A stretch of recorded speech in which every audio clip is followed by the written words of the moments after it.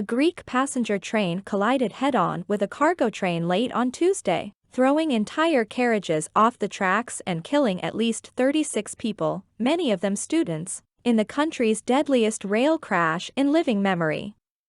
Officials said the death toll was expected to rise further as temperatures in one carriage rose to 1,300 Celsius after it was engulfed in flames.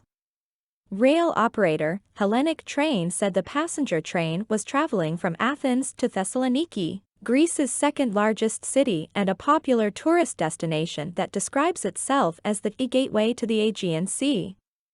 The train carried more than 300 people, including many university students returning home from Carnival, a 3-day national party that precedes the Christian season of Lent.